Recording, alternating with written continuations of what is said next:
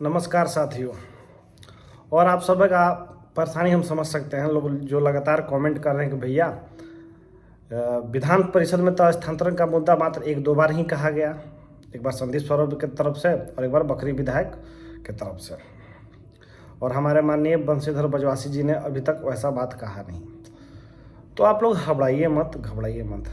जो विधानसभा है आप लोगों को मालूम होगा कि 28 मार्च तक चलने वाला है, यानी कि पूरे के पूरे एक महीना का ये विधान परिषद का जो सत्र चलने वाला है, एक महीना चलने वाला है। और आप लोगों को ये भी जानकारी दे देते हैं कि कुछ कोरम होता है, कुछ फोरम होता है विधानसभा चलाने के लिए। सबसे पहले बजट पेश किया जाता है गवर्नर के अभिभाषण के बाद, उस पर चर्चा होती है एक दो दिन। उसके बाद जो भी मुद्दा होती है उसको धीरे धीरे सभी चीज़ों पर चर्चा होती है। यानी कि आज बुधवार है, बुधवार के दिन मैं वीडियो बना रहा हूँ। गुरुवार और इसके बाद शुक्रवार के दिन आप लोग देख सकते हैं सिर्फ और सिर्फ शिक्षा जगत के अनुसार, यानी कि शिक्षा विभाग पे ही चर्चा होगी। उस दिन विधान परिषद में भी आप लोग देख सकते हैं कि शिक्षा विभाग पे कितने सारे सवाल उठाते हैं, चाहे वो सैलरी बढ़ोतरी के हो, स्थानांतरण का हो, प्रोन्नति का मामला हो, यानी कि जो भी मसला है आप लोगों का उस दिन उठाने को मिलेगा। आप लोग तो बोल रहे हैं, कमेंट करेंगे भैया इतना सब तारांकित प्रश्न आप कम्युनिटी पोस्ट में डाले थे, किसी ने उठाया ही नहीं। तो भैया आप लोगों को बता देता हूँ, एक दिन में नहीं उठता है, उसका समय लगता है, कोई भी प्रक्रिया होती है। मान के चलिए शादी भी आपको होने वाला होता है तो छेका होता है, तिलक होता है, हल्दी होता है, मेहंदी होता है, तब जाकर बारात आता है। उसी तरीके से पहले बजट पेश होता है भाषण के बाद, उसके बाद सारी प्रक्रिया धीरे धीरे होती है। शुक्रवार को आप लोग इंतजार करें, उस पर स्पष्ट रूप से शिक्षा विभाग पे चर्चा होगी।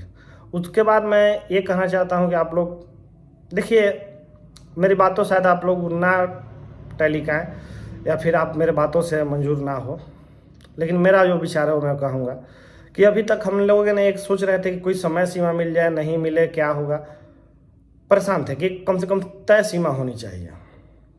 तो मैं बोलता हूं कि शिक्षा मंत्री ने बीते दिनों में कहा कि 2 महीने में प्रक्रिया पूरी कर देंगे। हालांकि तो विश्वास हमको भी नहीं है, आपको भी नहीं है, क्योंकि विगत 2-3 महीनों से धोखा खाए हुए हैं लोग। बोला भी जाता है कि दूध का जला छाछ भी फूक फूक के पीते हैं। उसी तरीके से जो ये विगत दिनों का उनका कार्यवाही है शिक्षा विभाग का, उससे भरोसा खो गए हैं। लेकिन मेरा कहना है कि अगर ये इनको यही लोग न करेंगे, कम से कम ये तो बोले कि हाँ 2 महीना में कर देंगे, डेडलाइन एक तरह से आपके सामने आ गया कि हाँ 2 महीना, यानी कि मार्च में के बाद हटा ही दीजिए, अप्रैल और मई तक लेके चलिए।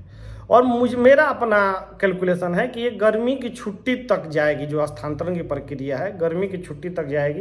विभाग चाहता है कि गर्मी की छुट्टी में शिक्षक अपने छुट्टी के दौरान ही शिफ्टिंग हो जाए इधर उधर, जहाँ तक मेरा अनुमान है। इस वजह से घबराइए मत। मान के चलिए जो चीज़ 17 सालों से नहीं हो रहा है तो उसमें थोड़ा सा इंतज़ार कर सकते हैं। मान के चलिए पाठक जी थे तो सब लोग सोचा था ना कि 5 साल रहना है, 5 साल के बाद ही स्थानांतरण होगा। तो कम से कम इनके वजह से 4 महीना ही इंतजार कर लीजिए, 5 महीने। 5 साल से तो छोटी अवधि 5 महीने की होगी ना, या 4 महीने की। हम लोग होता क्या है, तुरंत अपने पीछे वाले जीवन को भूल जाते हैं और एक एक दिन सोचते हैं कि अरे आज आ जाए ट्रांसफ़र का न्यूज, आज आ जाए। तो ऐसी नहीं होगी बात। मैं आप लोगों को बस आपसे जुड़ना चाहता हूँ, आपको सही बात बताना चाहता हूँ। मुझे नहीं शौक है कि आप हमको फॉलो कीजिए, आप नेता मानिए हमको, लेकिन हम चाहते हैं कि जो भी शिक्षक बंधु हैं वो एक सही डायरेक्शन में सोच रखें। क्योंकि हमारा सीटेट में जब आप लोग पास किए होंगे तो सबसे पहला क्वेश्चन बहुत बार रिपीट भी करता है कि एक शिक्षक के अंदर क्या होना चाहिए। तो शिक्षक के अंदर एक धैर्य होना चाहिए। तो उसको ऐसा मत सोचिए कि धैर्य जवाब दे चुका है, क्योंकि परेशान सभी लोग। अगर 1,90,000 में से मान के चलिए 200 समथिंग का हुआ, अभी 10 तारीख या 11 तारीख एक और लिस्ट जारी हो जाएगी जिसमें 300 के करीब में शायद आएगा जो नियोजित को कैंसर पीड़ित होंगे। उसके बाद जो हृदय रोग होंगे, लीवर वाले होंगे, और सारा जो रोग है उसका एक ही साथ स्क्रूटनी कर दी जाएगी। अब किसी से बात हुई थी तो उन्होंने बोला कि शनिवार तक कैंसर पीड़ित का स्क्रूटनी कंप्लीट कर लिया जाएगा। बहुत का हो चुका है, कुछ का बाकी है, और 300 प्लस या 300 के करीब में ही इनका लिस्ट जारी होने वाला है। यानी कि देखा जा रहा है कि जो भी ट्रांसपोर्टेशन में से कुछ लोगों का नहीं हो पा रहा है, उसके लिए अगर जिनका सीट अलॉट नहीं हो पा रहा है उनके लिए 15 दिन के लिए विभाग बोल रहा है। और देखिए कितने दिन से वो दोबारा शुरू कर पाता है। ठीक है।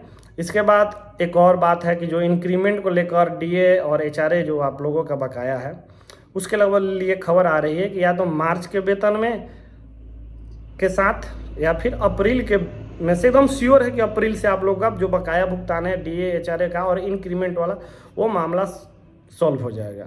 तो बस 1 महीना 1.5 महीना और उसको गुजारिए, क्योंकि इंक्रीमेंट का जो बार बार आप लोग का सवाल है वो जायज़ सवाल है कि साल भाव ख़त्म होने वाला है, 2-3 महीना में एक और इंक्रीमेंट लग जाएगा, पीआरटी वालों का 26,520 हो जाएगा, तो क्या उसका भी नहीं मिल पाएगा। तो देखिए एचआरएमएस पोर्टल की जो अटकलें थी वो धीरे धीरे सॉल्व की जा रही है, क्योंकि जो विशिष्ट शिक्षक बने हैं वो तो हम लोग से बहुत आगे है, क्योंकि सेम फिटमेंट मैट्रिक्स है और उसी में से उनको आगे बढ़ा के देना है।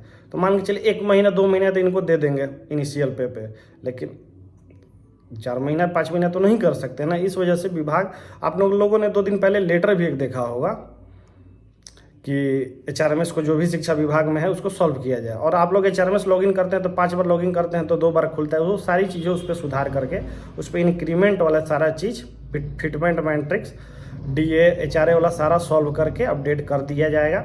और उम्मीद है कि इसी सप्ताह में हो जाएगा, लेकिन मार्च या अप्रैल के वेतन से ही आपको बढ़ा हुआ वेतन और बकाया भुगतान, बकाया में यह मत सोचिए कि सिर्फ इंक्रीमेंट, जितनी बकाया है डीए एचआरए की सभी चीज़ें भुगतान हो जाएगी। तो इसीलिए आप लोगों को ये चिंता करने की बात नहीं है। और शिक्षा विभाग से अगर जुड़े हैं तो शिक्षा विभाग का एक बात आप लोग समझ लीजिए कि जिस दिन से वेतन बढ़ता है उस दिन से वो कभी नहीं दिया है, बीते 50 सालों का इतिहास है। तो जरूरी तो नहीं है कि हमारे बहाली के बाद ये बदल देगा, तो वही इतिहास अपना फॉलो करता है और टाइम पर बढ़ाया हुआ नहीं देता है। इसलिए ये सब आप लोगों को सोचना पड़ेगा। और जो भी पेमेंट मिलता है थोड़ा थोड़ा बचत करिए, कि कभी लेट सवेर देते रहता है इस वजह से, क्योंकि मानते हैं बहुत कम ही सैलरी है और राज्यों के कंपेयर में जो शिक्षकों को दिया जाता है, हमें तो केंद्रीय वेतनमान नहीं दिया जाता है, लेवल 6 हो, लेवल 7 और लेवल 8, जिसके हम हकदार हुआ करते हैं और आगे उसकी लड़ाई भी लड़ेंगे आप लोग। और बहुत लोग लड़ते भी हैं, ऐसा बात नहीं है कि हम ही लोग लड़ेंगे या मैं ही लड़ूंगा, बहुत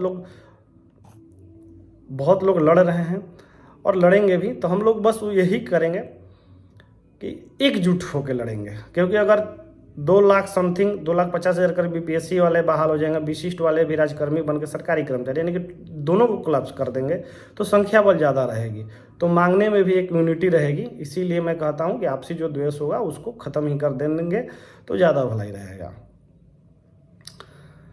बस यही आप सबों से कहना चाहता हूं कि चिंता मत करिए, कम से कम मान के चलिए पाठक जी 5 साल कह के गए थे, तो आप 4 साल इंतजार कीजिए, 4 साल नहीं, सॉरी माफ़ी चाहेंगे, 4 महीना ही मान के चलिए और इंतज़ार करिए और सुकून से रहिए। रोज़ इंतज़ार करिएगा ना तो लंबा लगता है इंतज़ार। मान के चलिए आपको एग्जांपल देते हैं, किसी आपका छोटा भाई का परीक्षा रहता है अंदर और उसके साथ आप परीक्षा दिवाने गए हैं किसी भी एग्जाम का, तो उसका वो 2 घंटा बहुत जल्दी गुजर जाता है, लेकिन आपका वो 2 घंटा बहुत लेट से गुजरता है। आप लोगों ने ये फील किया होगा, ये कॉमन सी बात है। तो उसी तरीके से अगर इंतज़ार करिएगा तो लगेगा कि इतना दिन से नहीं हो रहा है, इतना दिन से नहीं हो रहा है, तो चुपचाप अभी होली मना लीजिए और रोज़ सोचना बंद कर दीजिए।